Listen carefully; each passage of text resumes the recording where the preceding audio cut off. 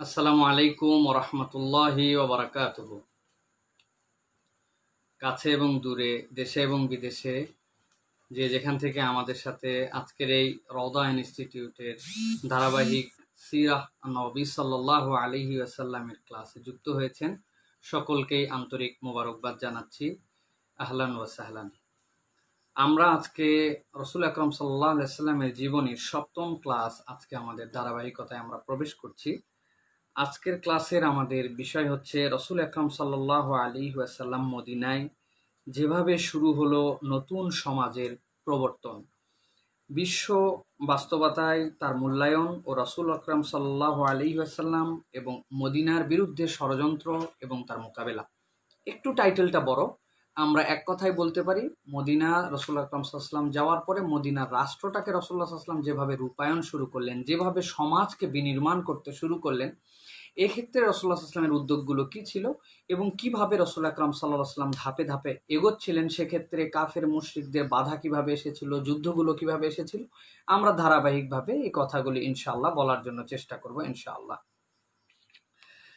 তো আল্লাহ রাব্বুল আলমিনের কাছে কৃতজ্ঞতা জানাচ্ছি, আপনাদের প্রতিও কৃতজ্ঞতা এবং শুকরিয়া জানাচ্ছি যে আলহামদুলিল্লাহ আপনারা আমাদের সাথে এতদিন পর্যন্ত যুক্ত আছেন। আমরা আজকে আমাদের সপ্তম ক্লাসে চলে এসেছি, আর 3টি ক্লাসের মাধ্যমে আমাদের এই 10 পর্বের প্রাথমিক অবস্থা আমাদের শেষ হবে। যারা আমাদের সাথে যুক্ত হয়েছেন সকলের কাছে আরেকবার অনুরোধ জানাচ্ছি অন্যান্য ভাইরাও যেন আমাদের সাথে যুক্ত হতে পারেন। সুযোগ থাকলে আপনারা আপনাদের পেজ থেকে, আপনাদের প্রোফাইল থেকে আপনারা এটাকে শেয়ার করে দিতে পারেন ইনশাআল্লাহ। আল্লাহ রাব্বুল আলামিন আমাদের সকলকে কবুল করেন। তো প্রিয় ভাইরা, গতদিন আমরা বলেছিলাম আমরা রসুল আকরাম সাল্লাল্লাহু আলাইহি ওয়াসাল্লামের এই মদিনার সফরে যখন রসুল আকরাম সাল্লাল্লাহু আলাইহি ওয়াসাল্লাম গেলেন, মদিনার সফরে যাওয়ার পরে রসুল আকরাম সাল্লাল্লাহু আলাইহি ওয়াসাল্লাম মদিনাতে প্রথম যে কাজ করেন, কুবা পল্লীতে রসুল আকরাম সাল্লাল্লাহু আলাইহি ওয়াসাল্লাম যখন গেলেন, রসুল আকরাম সাল্লাল্লাহু আলাইহি ওয়াসাল্লাম সেখানে থাকতে শুরু করলেন এবং সেই থাকতে শুরু করার পরে রসুল আকরাম সাল্লাল্লাহু আলাইহি ওয়াসাল্লাম সেখান থেকে মদিনায় চলে আসলেন। এরপরে যখন রসুল আকরাম সাল্লাল্লাহু আলাইহি ওয়াসাল্লাম মদিনায় আসলেন, মদিনায় আসার পরে এটি 622 খ্রিস্টাব্দের 27শে সেপ্টেম্বর হিসাবে অনেক ঐতিহাসিকেরাই উল্লেখ করেছেন। তিনি আসার পরে বনু নাজ্জারের মহল্লায় আবু আইয়ুব আনসারী রাদিয়াল্লাহু তাআলা আনহুর বাড়িতে তিনি অবস্থান করতে শুরু করলেন। এই অবস্থান করতে শুরু করার পরে রাসূল আকরাম সাল্লাল্লাহু আলাইহি ওয়াসাল্লাম বনু নাজ্জারের কাছ থেকে মসজিদ নববীর যে জায়গাটুকু এইটুকু কিনলেন এবং দুটো এতিমের এইটুকু ছিল অংশটুকু, সেই এতিমদের থেকে রাসূল আকরাম সাল্লাল্লাহু আলাইহি ওয়াসাল্লাম এই জায়গাটুকু কিনে এরপরে ঘোষণা দিলেন এখানে মসজিদ বানানো শুরু হবে। এবং সেই ঐতিহাসিক মসজিদ, যেই মসজিদের অবকাঠামো বিনির্মাণে স্বয়ং রাসূল আকরাম সাল্লাল্লাহু আলাইহি ওয়াসাল্লাম কাঁধে করে বা পাথর এবং কাঁধে করে এটার জন্য নির্মাণ সামগ্রী বহন করেছিলেন। সাহাবায়ে কেরাম বস্তুতই অল্প কয়েকদিনের মধ্যে রসুলের প্রতি যে আকর্ষণ মদিনার, সেই আকর্ষণের মানুষরা যখন দেখলেন যাকে আমরা আমাদের আমিরের জায়গা দিয়েছি, যার জন্য আমরা বাইআতের আকাবার শপথগুলোর মধ্যে তার জন্য আমরা জীবন উৎসর্গ করব বলে আমরা প্রতিজ্ঞাবদ্ধ, সেই মানুষ নিজে মসজিদ বিনির্মাণের জন্য আমাদের সাথে শরিক হয়েছেন, এটা তাদের মধ্যে একটা ভিন্ন মাত্রা যোগ করলো। আমরা এক্ষেত্রে যে কথা বলতে চাই সেটা হচ্ছে এই যে ক্ষুদ্র ক্ষুদ্র বিষয় যেখান থেকে আমাদের জন্য উৎসাহের জায়গাগুলি আসে, আমরা দেখতে পাই যে আমাদের কোনো উদ্যোগের ক্ষেত্রে আমাদের যারা দায়িত্বশীল থাকেন তারা কেবলমাত্র অনেক সময় ফটো সেশন করে, অনেক সময় এরকম করেই চলে যান, কিন্তু সশরীরে শরিক হওয়া, সেটার সাথে কিছুটা সময় দেওয়া। এবং রাসূল আকরাম সাল্লাল্লাহু আলাইহি ওয়াসাল্লাম খুব কম সময়ে কবিতা আবৃত্তি করেছেন, কিন্তু 2-4টা পংক্তিমালা এটার সময়ও রাসূল আকরাম সাল্লাল্লাহু আলাইহি ওয়াসাল্লাম আবৃত্তি করেছিলেন। তো যাই হোক, এই মসজিদ নির্মাণ রসুল আকরাম সাল্লাল্লাহু আলাইহি ওয়াসাল্লাম মসজিদের সাথে কতগুলো ঘরও নির্মাণ করেন। আমরা একটু দ্রুত সামনের দিকে যাওয়ার পরে আজকের আলোচনার খুবই গুরুত্বপূর্ণ কতগুলো অংশ আছে যেগুলো আমাদের হৃদয়কে আলোড়ন করার মতো অংশ আছে, সেই বিষয়গুলোর দিকে আমরা সামনে যাব। রসুল আকরাম সাল্লাল্লাহু আলাইহি ওয়াসাল্লাম মসজিদ প্রতিষ্ঠিত করার পরে, মসজিদের ইতিহাস আমরা বললে দীর্ঘ হবে, মসজিদটি 100 হাত ব্যাপ্তি ছিল, মানে ভেতরের কিবলার দিক থেকে এই অংশ পর্যন্ত 100 হাত ব্যাপ্তি ছিল। এখানে অনেকগুলি শিক্ষা আছে, রাসূল আকরাম সাল্লাল্লাহু আলাইহি ওয়াসাল্লামের জীবনের প্রতিটি পদেই শিক্ষা। প্রয়োজনের কারণে কতগুলো গাছ কাটা হয়েছিল, এই গাছ কাটার পরে রাসূল আকরাম সাল্লাল্লাহু আলাইহি ওয়াসাল্লাম এর পরবর্তীতে তৎক্ষণাৎ কিবলার দিকে, তখন বাইতুল মুকাদ্দাস কিবলা ছিল, সেই দিকে কিন্তু রাসূল আকরাম সাল্লাল্লাহু আলাইহি ওয়াসাল্লাম গাছগুলি লাগিয়েছিলেন। গাছ লাগানোর ক্ষেত্রে রাসূল সাল্লাল্লাহু আলাইহি ওয়াসাল্লাম অনেক উৎসাহ দিয়েছেন, এটা ছিল তার প্রথম পদক্ষেপ মসজিদ বিনির্মাণের ক্ষেত্রে। এরপরে দ্বিতীয়ত, মসজিদে নির্মাণের পরে সেখানে সূরা একটা বৈঠক রাসূল আকরাম সাল্লাল্লাহু আলাইহি ওয়াসাল্লাম গঠন করেন। যাবতীয় কাজ যেটা করা হবে সেটা পরামর্শের ভিত্তিতে করা হবে। এই পরামর্শ সভাটা গঠন করার জন্য এই মসজিদকে কেন্দ্রস্থল বানান রাসূল আকরাম সাল্লাল্লাহু আলাইহি ওয়াসাল্লাম। এরপরে আরো একটি কমিটি ছিল যে বিষয়টা নিয়ে কিন্তু আমাদের আলোচনা একটু কম হয় আমাদের মাঝে। সেটা হচ্ছে রাসূল আকরাম সাল্লাল্লাহু আলাইহি ওয়াসাল্লাম এই মাজলিসে ইন্তেজামিয়া বা ব্যবস্থাপনার নামে একটা আলাদা কমিটি করেছিলেন, একটা দল করেছিলেন, যাদের দায়িত্ব ছিল বিপুল সংখ্যক মানুষ মসজিদে নববীতে এসে অবস্থান করতেন, যাদের সহায় সম্বল বলতে কেবল মাত্রই তাদের শরীর, তাদের শরীরের পরিধেয় বস্ত্র এবং তাদের জানটুকু নিয়ে এসেছিলেন। এই মানুষগুলো কিভাবে মসজিদে নববীতে থাকবেন, তারা কিভাবে খাবেন, এর জন্য কিন্তু একটা ব্যবস্থাপনা কমিটি ছিল। এইখান থেকে আমরা বুঝতে পারি যে কোনো দুর্যোগের ক্ষেত্রে যে আলাদা করে একটা ব্যবস্থাপনা কমিটি করা হয়, এর মধ্যে একটা বারাকা আছে, এর মধ্যে একটা রাসূল আকরাম সাল্লাল্লাহু আলাইহি ওয়াসাল্লামের সুন্নাহ আছে। এর দ্বারা কাজের গতি বৃদ্ধি পায়। মসজিদে শুরার যে আলোচনা, মজলিসে শুরার যে বৈঠক, তার দ্বারা কিন্তু মোটামুটিভাবে হয়ে যেত, কিন্তু তারপরেও তিনি এখানে আলাদা একটা ব্যবস্থাপনা কমিটি করলেন রাসূল আকরাম সাল্লাল্লাহু আলাইহি ওয়াসাল্লাম। এবং যেগুলো আপনাদের কাছে বলছি এর ভিত্তিটা ছিল মসজিদ। কেন বলছি আমরা সামনে গেলে আর একটু বুঝতে পারবো। এরপরে হিজরতের পরে পরে এই মসজিদ থেকে কিন্তু আজানের কার্যক্রম শুরু হয় এবং আজানের প্রচলনটা এই মসজিদ থেকে রাসূল আকরাম সাল্লাল্লাহু আলাইহি ওয়াসাল্লাম শুরু করান, যে এখানে আজানের মাধ্যমে সালাতকে সেখানে প্রতিষ্ঠিত করা হয়। এরপরে এই যখন রাসূল আকরাম সাল্লাল্লাহু আলাইহি ওয়াসাল্লাম উদ্যোগগুলো নিলেন এবং আস্তে আস্তে করে যখন এই পরিবেশ পরিস্থিতি প্রতিষ্ঠিত হতে শুরু করলো, ঠিক এরকম সময় রাসূল আকরাম সাল্লাল্লাহু আলাইহি ওয়াসাল্লাম নতুন সমাজে প্রথম যে পদক্ষেপ নিলেন, যে কিভাবে একটি নতুন সমাজ, নতুন পরিবেশের মধ্যে সামাজিক সম্পর্ক স্থাপন করা যায়। এই জন্য রাসূল আকরাম সাল্লাল্লাহু আলাইহি ওয়াসাল্লাম ভ্রাতৃত্ব স্থাপনের সম্পর্ক গ্রহণ করলেন। এর আগ পর্যন্ত পৃথিবীতে যত ধরনের ব্যবস্থাপনা ছিল, পৃথিবীতে কবিলাতান্ত্রিক, গোত্রতান্ত্রিক বিভিন্ন যে সকল ব্যবস্থাপনা আমরা দেখেছি, সেইগুলোতে আমরা দেখেছি কি আশ্রয়তান্ত্রিক ব্যবস্থা ছিল, যে তোমার সাথে আমার গোত্রের বন্ধুত্ব, তোমার সাথে আমার অঞ্চলের বন্ধুত্ব, তোমাকে আমি এই শর্তে আমার আশ্রয়ে তোমাকে অবস্থান দিলাম। কিন্তু রাসূলুল্লাহ সাল্লাল্লাহু আলাইহি ওয়াসাল্লাম এই সকল সিস্টেমকে ভেঙে দিয়ে ভ্রাতৃত্বের বন্ধনে আবদ্ধ করলেন, যে তোমাকে তোমার সাথে ভাই বানানো হলো, মুহাজিরদের সাথে আনসারদেরকে ভাই প্রতিস্থাপন করা হলো। এবং এইটা যে এই পারস্পরিক যে একটা সম্মেলন এবং পারস্পরিক এই যে ভ্রাতৃত্ব, এই ভ্রাতৃত্বটার কেন্দ্রস্থল হিসাবে রাসূল আকরাম সাল্লাল্লাহু আলাইহি ওয়াসাল্লাম এবং রাসূল আকরাম সাল্লাল্লাহু আলাইহি সাল্লামের এই যে ভ্রাতৃত্ব যে বন্ধন করলেন, আনাস ইবনে মালিক থেকে এসেছে, তিনি বলছেন 90 জন ছিলেন যাদেরকে নিয়ে আনাস ইবনে মালিকের গৃহে রাসূল আকরাম সাল্লাল্লাহু আলাইহি ওয়াসাল্লাম বসলেন এবং আনুষ্ঠানিকভাবে তাদের মধ্যে ভ্রাতৃত্বর বন্ধন প্রতিষ্ঠিত করে দিলেন, যে তোমরা আজকের থেকে তোমাদের ভাই হলে। এই ভাইয়ের সূত্রটা কি? এই ভাইয়ের সূত্র হচ্ছে ঈমান। এই ভাইয়ের সূত্র হচ্ছে তোমাদের মধ্যে যে ঈমানি ইখওয়া, এইটা তোমাদের মধ্যে প্রতিষ্ঠিত হলো। আল্লাহ রাব্বুল আলামিন আয়াতে কারিমা দিয়েছেন, ইন্নামাল মুমিনুনা ইখওয়া ফাসলিহু বাইনা আখাওয়াইকুম, নিশ্চয়ই প্রত্যেকটা ঈমানদাররা ভাই ভাই, সুতরাং তোমরা তাদের মধ্যে ভ্রাতৃত্বের যে সকল বিভেদ থাকে এগুলো দূর করে তোমাদের মধ্যে, তাদের মধ্যে ইসলাহ করে দাও, তাদের মধ্যে সুলহ করে দাও, তাদের মধ্যে ভ্রাতৃত্ব প্রতিষ্ঠিত করে দাও। এখানে একটুখানি বলে রাখি আপনাদের কাছে, মদিনায় প্রসিদ্ধ 3টা গোত্র ছিল, এটা আপনাদেরকে মনে রাখতে হবে। আজকের ক্লাসে যারা আছেন, আজকে আমরা 7ম ক্লাসে আছি, এর আগ পর্যন্ত 1 থেকে 6 পর্যন্ত যারা ছিলেন তারা যদি আমাদেরকে একটু নক দিয়ে রাখতেন, অথবা আজকে কারা কারা আমাদের সাথে একদমই প্রথম যুক্ত হলেন, অথবা কয়টা ক্লাস আপনারা করেছেন, বাংলাদেশ থেকে কারা কারা আছেন, পৃথিবীর বিভিন্ন জায়গা থেকে। গত দিন যেমন আমি খুব খুশি হয়েছি, মোজাম্বিক থেকে আমাদের সাথে যুক্ত হয়েছেন, সেই নিউজিল্যান্ড থেকে যুক্ত হয়েছেন, পৃথিবীর প্রায় 27টি দেশ থেকে আমাদের বাঙালি ভাই বোনেরা যারা আমাদেরকে বাংলা ভাষা জানি, তারা আমাদের সাথে যুক্ত হয়েছেন, আমাদেরকে অনুপ্রেরণা দেয়। আপনারা যদি কমেন্টে একটু জানিয়ে রাখেন যে কারা কারা আজকে প্রথম এবং কারা কারা এর আগে কয়টি ক্লাস করেছেন, কোথা থেকে আপনারা যুক্ত হয়েছেন। তাহলে আমরা যে কথা বলছিলাম যে মদিনার 3টা প্রসিদ্ধ ইহুদি গোত্র ছিল। একটা গোত্রের নাম হচ্ছে বনু কাইনুকা, খাজরাজের এরা মিত্র ছিল, খাজরাজের প্রসঙ্গ আমরা সামনে আনছি। এরপরে একটা গোত্র ছিল ইহুদিদের বনু নাজির, এই বনু নাজির আর বনু কুরাইজা, এই 2টা গোত্রই ছিল আওসদের সাথে বন্ধুত্বপূর্ণ। আর এই যে 3টা ইহুদি গোত্র ছিল, আমরা ইতিহাস পর্যালোচনায় দেখেছি তাদের মূল কাজ ছিল যে বন্ধু তারা আওসের, বন্ধু তারা খাজরাজের, নিজেরা সরাসরি সম্পৃক্ত না হলে এই আওস এবং খাজরাজের মধ্যে সব সময় তাদের মধ্যে গন্ডগোল এবং ফাসাদ লাগিয়ে রাখা তাদের চারিত্র্যের অংশ হয়ে গেছিল। তাদের চরিত্রের মধ্যে এটা ছিল যে তারা ফাসাদ লাগায় রাখতো তাদের মধ্যে। তো এই যে বুয়াসের যে যুদ্ধ, যে যুদ্ধের কারণে বুয়াসে আউস এবং খাজরাজ তারা মদিনার অধিবাসী হওয়ার পরেও এত ক্ষতিগ্রস্ত হয়েছিল, এবং সেই ক্ষতির থেকে তারা উত্তরণের জন্য যখন আব্দুল্লাহ ইবনে উবাইকে তাদের নেতৃত্বের আসনে বসাবে এরকম সিদ্ধান্ত নেওয়ার পরে হজের সফরে যাই রাসূল আকরাম সাল্লাল্লাহু আলাইহি ওয়াসাল্লামের হাতে বায়াত হয়ে এই যুদ্ধ থেকে দূর করার নিয়তে তারা এসেছিল। এই প্রসঙ্গটা এই জন্য বলছি, ইহুদিদের চরিত্রটা ঠিক কিরকম। এই চরিত্রবান এই 3টা গোত্রের ইহুদিরা রাসূল আকরাম সাল্লাল্লাহু আলাইহি ওয়াসাল্লাম আসার আগে তারা বলে বেড়াতো যে আমাদের মধ্যে এমন একজন ব্যক্তি আসবেন যিনি শেষ জামানার পয়গম্বর হবেন, সবার আগে আমরা তার অধিভুক্ত হব এবং তার সাথে আমরা হাতে হাতে বায়াত হয়ে যাব। কিন্তু যেই না তারা দেখলো যে রাসূল আকরাম সাল্লাল্লাহু আলাইহি ওয়াসাল্লাম তাদের বংশ থেকে আসেন নাই, এই বংশমর্যাদার বিরোধিতার কারণে সত্যকে জানার পরেও তারা তখন রাসূল আকরাম সাল্লাল্লাহু আলাইহি ওয়াসাল্লামকে অস্বীকার করলো। তাদের এই যে 3টা গোত্র, রাসূল আকরাম সাল্লাল্লাহু আলাইহি ওয়াসাল্লাম যখন ইমানদারের মধ্যে মুহাজির এবং আনসারদের মধ্যে বন্ধুত্বের প্রতিষ্ঠিত করছেন, তখন তারা এইটার সময়ে তখন এই বিভেদটাকে চাঙ্গা করে দেওয়ার জন্য চেষ্টা করলো। রাসূল আকরাম সাল্লাল্লাহু আলাইহি ওয়াসাল্লামের উদ্দেশ্য ছিল, আমরা দেখেছি 3টা।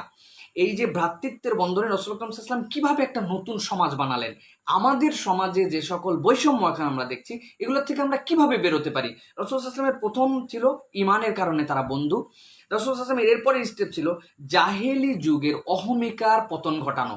জাহেলি যুগে একটা অহমিকা ছিল, কি কি নিয়ে অহমিকা, তারা কেউ যুদ্ধ ভালো করতে পারে, কেউ উমুক বংশের, কেউ তুমুক বংশের। রাসূল সাল্লাল্লাহু আলাইহি ওয়াসাল্লাম জাহেলি যুগের অহমিকাকে তখন মদিনার সমাজ থেকে তুলে দেওয়ার চিন্তা করলেন।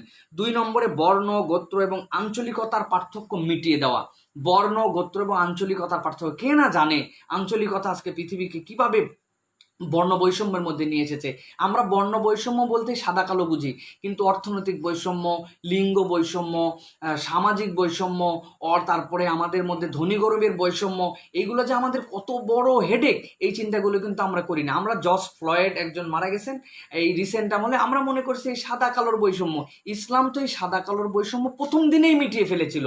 হজরতে সাইয়েদেনা বেলালকে যখন আপনাদের কাছে বলেছি আগের ক্লাসে, হজরত আবু বকর সিদ্দিক যখন তাকে গ্রহণ করলেন, তাকে উন্মুক্ত করে বুকের সাথে জড়ায় নিলেন, বৈষম্য সেদিনেই শেষ সাদা কালোর।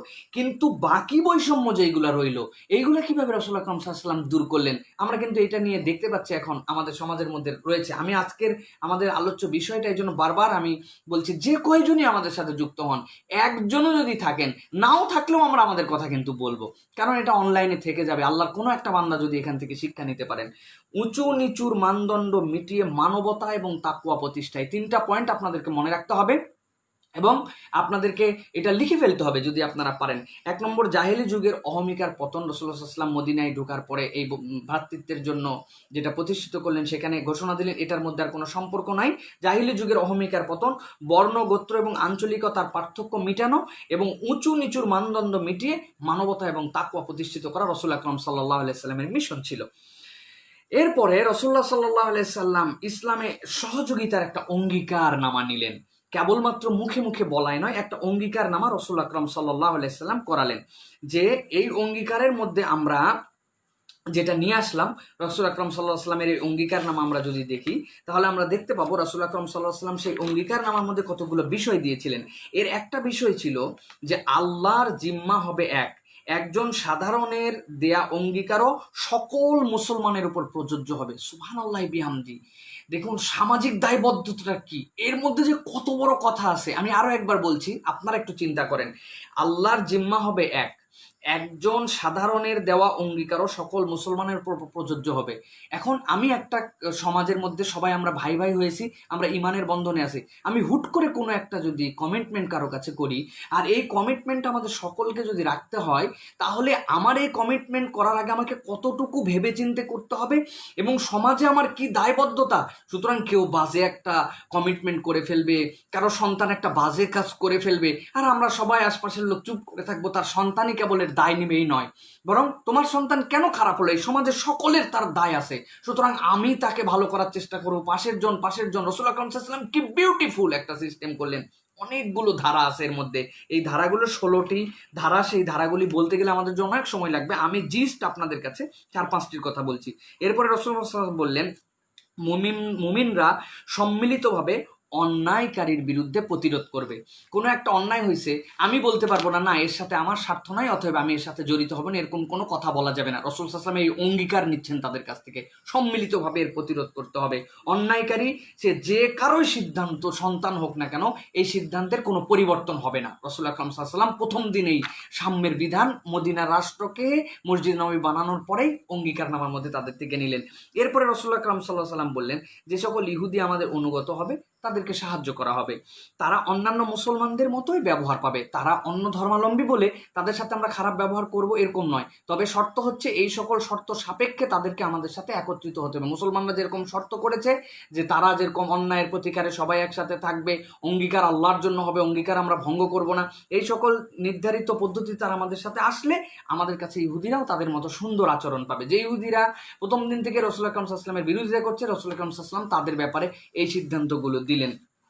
যাই হোক, এইভাবে সমাজ ব্যবস্থার উপরে রাসূল সাল্লাল্লাহু আলাইহি ওয়াসাল্লাম যখন বাহ্যিক প্রভাব যখন এইগুলো দিচ্ছেন, যখন অঙ্গীকার নিচ্ছেন, এই সকল কথাবার্তাগুলো রাসূল সাল্লাল্লাহু আলাইহি ওয়াসাল্লাম বলছেন, সাথে সাথে রাসূল আকরাম সাল্লাল্লাহু আলাইহি ওয়াসাল্লাম মূল যে মিশন, সেই মিশনটার ক্ষেত্রে রাসূল আকরাম সাল্লাল্লাহু আলাইহি ওয়াসাল্লাম অগ্রগামী হলেন। সেটা কি? আভ্যন্তরীণ মান উন্নয়ন। মানুষের আভ্যন্তরীণ মান উন্নয়ন যদি না থাকে, অভ্যন্তরীণ প্রভাব যদি না থাকে, তাহলে এই সমাজ, এই যে রাসূল আকরাম সাল্লাল্লাহু আলাইহি ওয়াসাল্লাম যে প্রতিষ্ঠানকে দাঁড় করাতে চাচ্ছেন মদিনায়, এটা থাকবে না। এই জন্য রাসূল আকরাম সাল্লাল্লাহু আলাইহি ওয়াসাল্লাম সাহাবীদের প্রশিক্ষণ, আত্মশুদ্ধি, উন্নত স্বভাব, চরিত্র গঠন, এগুলোর জন্য অব্যাহত প্রভাব চালাতেন, যেটার জন্য রাসূল আকরাম সাল্লাল্লাহু আলাইহি ওয়াসাল্লামের জন্য ইব্রাহিম আলাইহিস সালাম দোয়া করে গিয়েছিলেন যে হে আল্লাহ, ওয়া বা'আস ফীহিম রাসূলাম মিনহুম ইয়াতলু আলাইহিম আয়াতিকা ওয়া ইউযাক্কিহিম ওয়া ইউআল্লিমুহুমুল কিতাবা ওয়াল হিকমা। এই চারটার ভিত্তিতে রাসূল আকরাম সাল্লাল্লাহু আলাইহি ওয়াসাল্লাম সাহাবীদেরকে নিয়মিত দর্স, নিয়মিত খুতবা, নিয়মিত, এর জন্য কি হলো? মসজিদে নববীকে কেন্দ্রস্থল বানানো হলো। এরপরে রাসূল আকরাম সাল্লাল্লাহু আলাইহি ওয়াসাল্লাম যে ভিত্তি দিলেন, এই যে আভ্যন্তরীণ এবং বাহ্যিক, এই দুটা মিলায়ে আমরা দেখেছি মহাব্বত, ভালোবাসা, সম্মান, মর্যাদা এবং ইবাদত বন্দেগীর কতকগুলো রাসূল আকরাম সাল্লাল্লাহু আলাইহি ওয়াসাল্লাম পদ্ধতি মানুষের সামনে উপস্থাপন করতে শুরু করলেন। আমি ছোট্ট একটা হাদিস আপনাদের কাছে উপস্থাপন করি। আব্দুল্লাহ ইবনে সালাম তিনি রাসূল আকরাম সাল্লাল্লাহু আলাইহি ওয়াসাল্লামের ব্যাপারে বলছেন, আমি প্রথম দিন, আব্দুল্লাহ ইবনে সালাম প্রথম দিন নবী করিম সাল্লাল্লাহু আলাইহি ওয়াসাল্লামকে আগে দেখেন নাই, আল্লাহ রাসূলের কাছে আসলেন। আসার পরে আল্লাহ রাসূল সাল্লাল্লাহু আলাইহি ওয়াসাল্লামকে দেখেই বললেন, যারা আমাকে বলেছে যে এই লোকটা খারাপ, এই লোকের চেহারা দেখার পরে আমি সাক্ষ্য দিচ্ছি ইনার চেয়ে ভালো মানুষ হওয়া সম্ভব না, তার চেহারা তার মধ্যে এমন প্রভাব ফেললো। এরপর আব্দুল্লাহ ইবনে সালাম বর্ণনা করতেছেন যে রাসূল আকরাম সাল্লাল্লাহু আলাইহি ওয়াসাল্লাম আমাকে দেখার পরে কতগুলো নির্দেশনা দিলেন।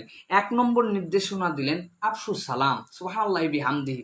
মদিনার প্রথম রাসূল আকরাম সাল্লাল্লাহু আলাইহি ওয়াসাল্লাম থেকে হাদিস রিওয়ায়াত করছেন তিনি, যে রাসূল বলছেন তোমরা সালামের প্রচলন বেশি করো, আত'ইমুত তুআম, মানুষকে খাওয়াও, আত্মীয়তার সম্পর্ককে রক্ষা করো এবং সালাত আদায় করো তখন যখন মানুষজন ঘুমিয়ে থাকে।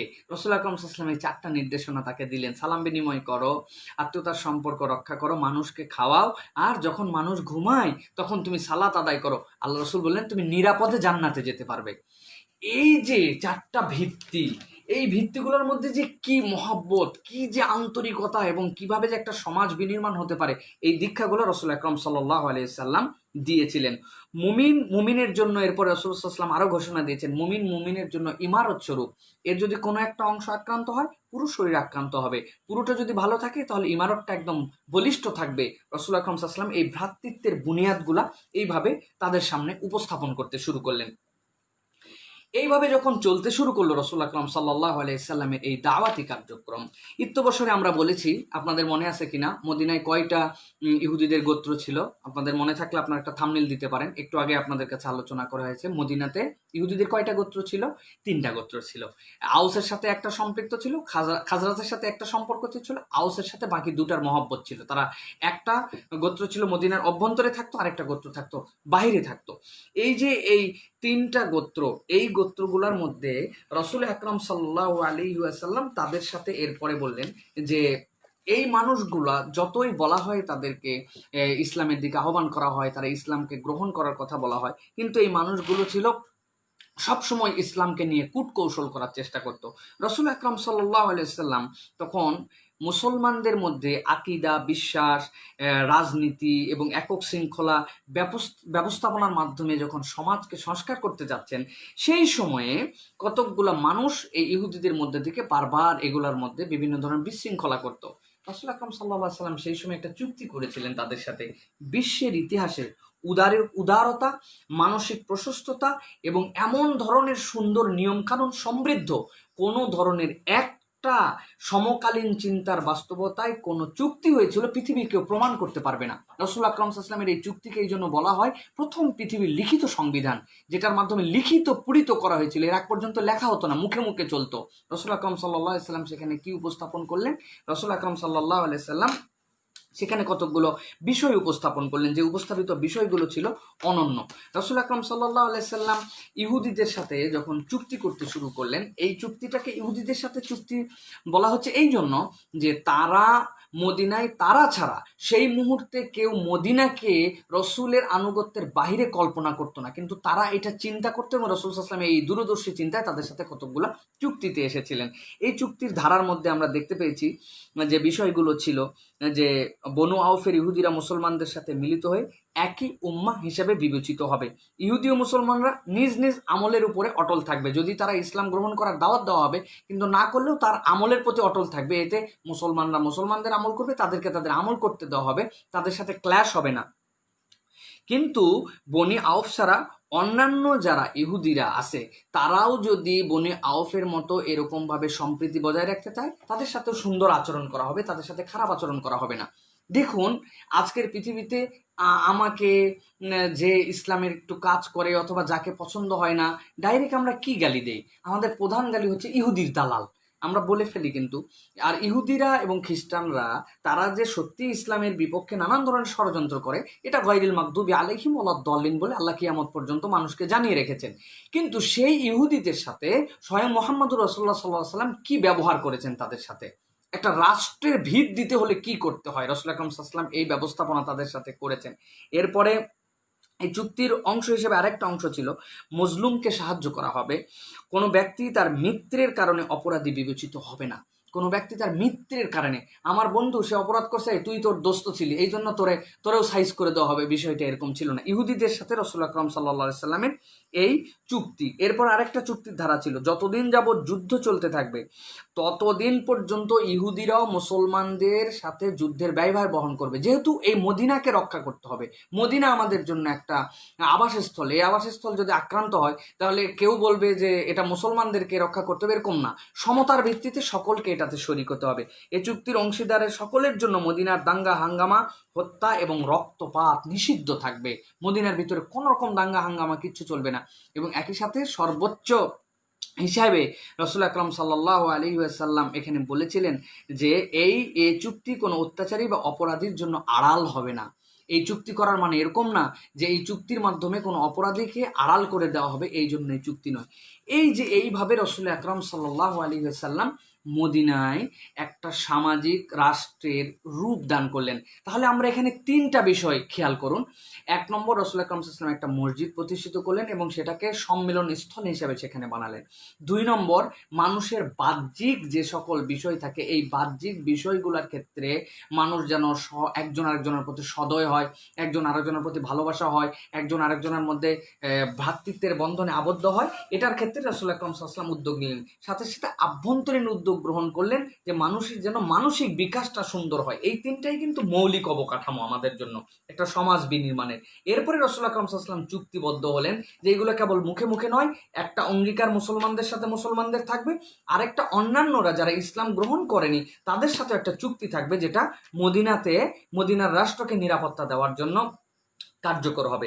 এবার আসুন সংঘাত এবং বিপর্যয়গুলো কিভাবে আসতে শুরু করলো। যখন মদিনায় রাসূল আকরাম সাল্লাল্লাহু আলাইহি ওয়াসাল্লাম অল্প দিনের মধ্যে, যে কথাগুলো আপনাদেরকে বলছি এইগুলা 6 মাসের মধ্যে রাসূল আকরাম সাল্লাল্লাহু আলাইহি ওয়াসাল্লাম মদিনাকে একটা অবকাঠামোর মধ্যে নিয়ে চলে আসলেন। মদিনার একটা নিয়মতান্ত্রিক সমাজ ব্যবস্থা প্রতিষ্ঠিত হয়ে গেল। এবং এই যে ভ্রাতৃত্ব প্রতিষ্ঠা করে, এগুলোর মধ্যে এত মজার মজার ঘটনা আছে, সুবহানাল্লাহি বিহামদি। রাসূল যখন ভাইকে ভাই বানায় দিলেন মদিনায়, তখন এমনও লোক ছিলেন যিনি বলেন আমার অর্ধেক খেজুরের বাগান আপনার, আমার অর্ধেক সম্পত্তি আমার, আমার 2জন স্ত্রী আছে, আমি একজনকে তালাক দেবো ইদ্যতের পরে, তাকে আপনি বিয়ে করবেন। তারা এইরকম মহাব্বতের সম্পর্কের মধ্যে গিয়েছিলেন। এই ঘটনাটা এই জন্য বললাম, এই সাহাবীর কাছে যখন এই ভাই মহব্বতের ভিত্তিতে, ভ্রাতৃত্বের ভিত্তিতে এই কথা বললেন, তখন তিনি বললেন, আপনার আল্লাহ সম্পদে, আপনার সব কিছুতে বরকত দান করুক, আমি আপনার ভাই হিসাবেই থাকবো, তবে আমাকে একটু বাজারটা দেখিয়ে দিবেন, কোন দিকে বাজার আছে। এরপরে রাসূল আকরাম সাল্লাল্লাহু আলাইহি ওয়াসাল্লাম সেই সাহাবীকে মদিনার সেই ভাই বাজার দেখায় দিলেন। তিনি ঘি এবং পনির মাখনের অল্প কিছু তার চালান ছিল, এটা নিয়ে ব্যবসা করতে করতে একসময় মদিনার তিনি অন্যতম একজন বড় ব্যবসায়ী হয়ে গিয়েছিলেন। এই যে মুসলমানরা ভ্রাতৃত্ব যেরকম দেখিয়েছে, হাত গুছিয়ে আমার ভাই আমাকে দিচ্ছে জন্য আমি শুধু দান খেয়ে যাব, এই জিনিসটা কিন্তু তারা করেন নাই। তারা সমাজ বিনির্মাণে প্রত্যেকেই একটা পার্ট হয়েছিলেন, প্রত্যেকেই অংশী হয়েছিলেন, যে কিভাবে আমরাও এটার অংশ হতে পারি। আমাকে দিতে চাচ্ছে বলে আমি নিয়ে নিলাম তা নয়, তার সহযোগিতা, তার শেল্টার আমার জন্য অনেক, কিন্তু আমার নিজের থেকে উদ্যোগ নিয়ে কিছু করা। সাহাবায়ে কেরামের মধ্যে কিন্তু এই প্রাণান্তকর চেষ্টা ছিল। এই অবস্থায় যখন মদিনা একটা সুন্দর অবস্থানের দিকে যাচ্ছে, আওস খাজরাজরা এতদিন পর্যন্ত এই যে যুদ্ধের পরে যুদ্ধ করে, তাদের মধ্যে ভ্রাতৃত্ব, ভালোবাসার একটা সমাজ, সমাজ থেকে কলুষিতা, খারাপ মানসিকতা, একজন আরেকজনের প্রতি দয়াদ্রতা, আওস আর খাজরাজ নামে কেউ থাকলো না, সব আনসারি নাম রূপান্তর হয়ে গেল। তারা এতদিন যারা একজন আরেকজনকে মেরেছে, একজন আরেকজনের পিতামাতাকে হত্যা করেছে, বংশের হত্যার শোধ নেওয়ার জন্য অস্থির, সেই মানুষগুলা ভ্রাতৃত্বের বন্ধনে আবদ্ধ হয়ে গেলেন এবং তারা কিন্তু আনসারি রূপ ধারণ করলেন। এই সময়ে সশস্ত্র কতকগুলো সংঘাতের রূপায়ণ হয়ে গেল। যখনই কোনো পজিটিভ কিছু করা হয়, মদিনার রাষ্ট্র থেকে আমরা বুঝতে পারি সেখানে একটা দল এইটার বিপক্ষে অবস্থান করবে, এটাই চিরায়ত সুন্নাত। আমরা দেখতে পাচ্ছি ইতিপূর্বে যে মুসলমানদের উপর মক্কার কাফেরদের জুলুম, অত্যাচার, নিপীড়ন যেগুলো ছিল, সেগুলো বিষয়ে আমরা কিন্তু কম বেশি আপনাদের কাছে আলোকপাত করেছি। এখানে একটা ঘটনা ঘটে গেল যে আবদুল্লাহ ইবনে উবাই তার এক সহযোগীর মাধ্যমে মক্কাবাসীর কাছে লিখলো যে আপনারা যে নিশ্চিন্ত হয়ে মক্কাতে বসে আছেন, আপনারা যদি নিশ্চিন্ত হয়ে থাকেন, সেদিন আপনাদের সামনে খুবই নিকটস্থ যখন মোহাম্মদ তার বাহিনী নিয়ে আপনাদের কাছে যে আপনাদের খাবার কেড়ে নিয়ে চলে আসবে, এরকম উত্তেজনাপূর্ণ একটা চিঠি নিয়ে বলল যে চিন্তা করবেন না, আমি মদিনার ভিতরে আছি, আমি আপনাদেরকে পূর্ণ সহায়তা করব এবং এই সহায়তার জন্য আমি আপনাদের কাছে এগিয়ে থাকব। এইরকম একটা চিঠি দিয়ে আবদুল্লাহ ইবনে উবাই মক্কায় মুশরিকদেরকে যুদ্ধের জন্য প্রস্তুত করার জন্য পাঠালো। ঠিক এরকম সময়ে যখন যুদ্ধর মক্কার লোকেরা আসবে, আবার মদিনার লোকেরাও আবদুল্লাহ ইবনে উবাইয়ের প্ররোচনায় একটা এগিয়ে যাচ্ছিল, বিশেষ করে ইহুদিদের মধ্যে থেকে প্ররোচনা ছিল, ঠিক তখন আবদুল্লাহ ইবনে উবাই এই যুদ্ধ থেকে এগিয়ে যাওয়ার মতো মন মানসিকতা নিয়ে যখন আক্রমণ করবে এরকম অবস্থা হলো, তখন সুলহ করার জন্য মুসলমানদের মধ্যে থেকে একটা গোত্র তখন কুরাইশদের মধ্যে থেকে চলে যান, এবং যাওয়ার পরে তার সাথীরা বুঝতে পারে যে আবদুল্লাহ ইবনে উবাইয়ের ক্ষমতাটা ঠিক ভিতরে কতটুকু এবং সে কতটুকু আমাদের কাছে বাহির থেকে আক্রমণ করার জন্য এসেছে। এইটা বোঝার পরে পর্দার অন্তরালে কুরাইশরা এই বিষয়টা অনুভব করে, এইটা যোগাযোগ যখন নিজেদের মধ্যে অব্যাহত ছিল, তখন সেখান থেকে তারা চলে যায়। এই যুদ্ধটা ঠিক মতো তখন সংগঠিত হয় না, কিন্তু এইটা চলে যাওয়ার পরে আল্লাহ রাব্বুল আমিনের ইশারা হচ্ছে আবদুল্লাহ ইবনে উবাইয়ের যে রূপ, মুসলমানরা কিন্তু শেষ দিন পর্যন্ত আবদুল্লাহ ইবনে উবাই তাকে বলেছে এবং মুসলমানরা কেউই তাকে মুনাফিক বলে কিন্তু ডাকেন নাই, কিন্তু এই প্রথম ষড়যন্ত্রের মাধ্যমে তার এই রূপটা প্রকাশ পেয়ে যায়। এক্ষেত্রে তার একটা হতাশা ছিল, যে হতাশাটা আপনাদের মনে থাকার কথা, আপনাদের কাছে আমি আলোচনা করেছি। আউস এবং খাজরাজ কিন্তু আবদুল্লাহ ইবনে উবাইকে তাদের গোত্রের প্রধান বানানোর জন্য একটা মুকুটও বানিয়েছিল, যে সেই আমাদের এখন থেকে প্রধান হবে এবং তাকে আমরা বছরে যে বাইয়াতুল আকাবা সানিয়া হলো, বা যেটাকে আমরা বলেছি আপনাদের কাছে বড় আকাবার শপথ, সেই শপথের পরে রাসূল আকরাম সাল্লাল্লাহু আলাইহি সাল্লাম মদিনায় চলে আসলেন, পরিবেশ তৈরি হয়ে গেল। এইভাবে রাসূল আকরাম সাল্লাল্লাহু আলাইহি ওয়াসাল্লামের কারণে তার নেতৃত্ব পাওয়া হয় না, এটা ছিল তার একটা মনোকষ্টের কারণ। এর পরবর্তীতে আমরা দেখতে পেলাম প্রথম স্টেপ তাহলে গেল কুরাইশদের প্রথম ষড়যন্ত্র, যেটা আবদুল্লাহ ইবনে উবাইয়ের মাধ্যমে ইসলামের বিপক্ষে। দ্বিতীয় হচ্ছে মুসলমানদের জন্য মসজিদে হারামকে বন্ধ ঘোষণা করে দেওয়া হলো, মসজিদে হারামে কোনো মুসলমানরা তওয়াফ সাই করতে যেতে পারবে না। এটার একটা ঘটনা আছে যে একজন লোক ছিলেন, এই আবু সাফওয়ানের মেহমান হিসেবে মক্কা থেকে রাসূল আকরাম সাল্লাল্লাহু আলাইহি ওয়াসাল্লামের প্রিয় সাহাবী সাদ ইবনে মুআয রাদিয়াল্লাহু তাআলা আনহু মদিনায় গিয়েছিলেন। যাওয়ার পরে সাফওয়ানকে বললেন, হে সাফওয়ান, আমি একটু এমন একটা সময় তওয়াফ করতে চাই যে সময়টাতে নিরিবিলি থাকে। তখন তিনি দুপুরবেলা এই সাফওয়ান হচ্ছে মাজ রাদিয়াল্লাহু তাআলা আনহুকে নিয়ে তওয়াফ করছেন। আবু জেহেল তাকে দেখে বলল যে, তোমাকে তো খুব মনোযোগের সাথে সাদ ইবনে মাজ তওয়াফ করতে দেখছি। তোমরা কি মনে করছো যে এই খুব আরাম করে তুমি যেরকম তওয়াফ করছো, তোমার সাথীরা কেউ যদি এসে মক্কায় তওয়াফ করে আর তুমিও যদি সাফওয়ানের মেহমান না হতে তোমাকে এরকম করতে দিতাম, তোমাকে তাহলে মক্কার থেকে যতটুকু লাঞ্ছিত করতে হয় এবং লাঞ্ছনা দিয়ে তোমাকে বের করে দিতাম। তখন সাদ ইবনে মাজ রাদিয়াল্লাহু তাআলা একটা অসীম সাহসের উত্তর দিয়েছিলেন। তিনি বলেন, আবু জেহেল, অত বড় বড় কথা বলো না। তোমাদের বাণিজ্য কাফেলা যেগুলো ইয়াসরিবের পাশ দিয়ে যায়, আমি সাদ ইবনে মাযের যে কত বড় দরকার আছে সেখানে, তুমিও সেটা টের পাবে। তুমি যদি আমাদেরকে নির্বিঘ্নে তওয়াফ করতে না দিতে, তাহলে আমিও তোমার কাফেলাগুলা কেমন করে নির্বিঘ্নে ইয়াসরিবের অঞ্চল পার করে সেটাও আমি দেখে নিতাম। এই কথা শুনে আবু জেহেলের মুখটা চুপসাই গেল। এরপরে মুহাজিরদেরকে কুরাইশদের হুমকি, যেটা রসুল আকরাম সাল্লাল্লাহু আলাইহি সাল্লামের যে সকল সাহাবীরা রসুল আকরাম সাল্লাল্লাহু আলাইহি সাল্লামের কাছে থাকতেন, রসুল আকরাম সাল্লাল্লাহু আলাইহি সাল্লামের পক্ষ থেকে এরকম একটা চিন্তা হলো এরপরে যে তারা গুপ্তচর পাঠায়ে মদিনায় রসুল আকরাম সাল্লাল্লাহু আলাইহি সাল্লামকে হত্যা করে ফেলবে। রসুল আকরাম সাল্লাল্লাহু আলাইহি সাল্লাম রাত্রে কিছু সময় ঘুমাতেন, কিছু সময় জেগে থাকতেন। আয়েশা রাদিয়াল্লাহু তাআলা আনহা থেকে এটা হাদিসের মধ্যে এসেছে যে একদিন রাত্রে রসুল বললেন, কোনো একটা ভাই যদি আমাকে পাহারা দিতেন তাহলে কতই না উত্তম হতো যে আমি রাত্রে কিছু সময় বিশ্রাম করতে পারতাম। সমাজ বিনির্মাণে রাসূল সাল্লাল্লাহু আলাইহি ওয়াসাল্লাম ক্লান্ত হয়ে যেতেন।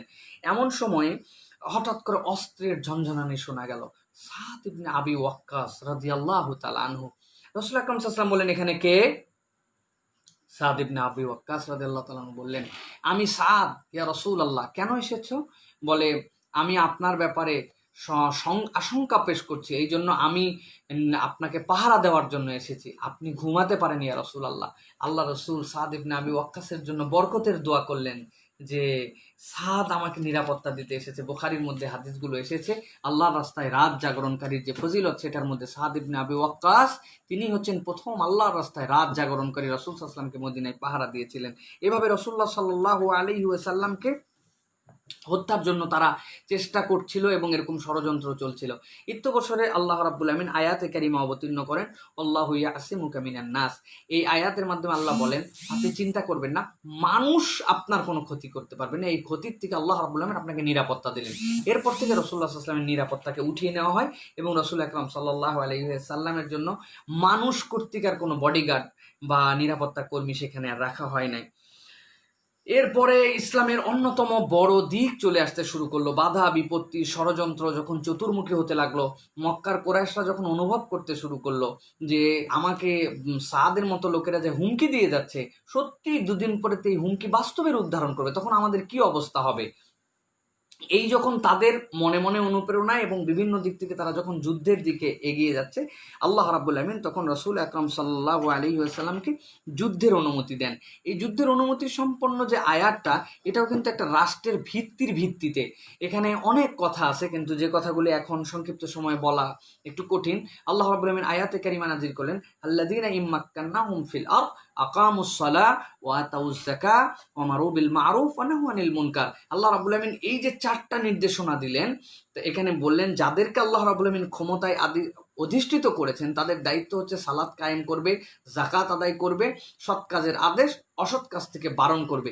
এটাই মূলত প্রত্যক্ষভাবে মদিনার রাষ্ট্র ব্যবস্থা কায়েম হওয়ার পরে আল্লাহ রাব্বুল আমিনের পক্ষ থেকে যুদ্ধের একটা অনুমতি চলে আসলো। এরপরে রাসূল আকরাম সাল্লাল্লাহু আলাইহি ওয়াসাল্লাম কতগুলা পরিকল্পনা গ্রহণ করেন। এই দুটো পরিকল্পনার কথা আপনাদের কাছে বলবো। যে রাসূল আকরাম সাল্লাল্লাহু আলাইহি ওয়াসাল্লাম মুসলমানদের নিয়ন্ত্রণ সীমানা বিস্তৃত, যে মুসলমানরা কোন পর্যন্ত নিয়ন্ত্রণ করবে, মুসলমানদের একটা নিয়ন্ত্রণ সীমানা থাকবে, যে সীমানা পর্যন্ত মুসলমানরা বিস্তৃত থাকবে। এক্ষেত্রে দুটা পরিকল্পনা আল্লাহ রাসূল সাল্লাল্লাহু আলাইহি ওয়াসাল্লাম এই আয়াতে কারিমার পরবর্তীতে গ্রহণ করেন। একটা হচ্ছে, যেসব গোত্র মক্কা থেকে সিরিয়াগামী বাণিজ্য পথ এবং এর আশপাশে মদিনায় বসবাস করছে, সিরিয়ায় মক্কা থেকে সিরিয়ায় যে সকল বাণিজ্য কাফেলা যায় তার আশপাশে বসবাস করছে, তাদের সাথে বন্ধুত্ব এবং অনাক্রমণ চুক্তি সম্পাদন করা। আপনারা কি বুঝতে পেরেছেন কিনা এই কথার মানেটা? মক্কা থেকে একটা দল যাবে ইয়াসরিবের পার দিয়ে।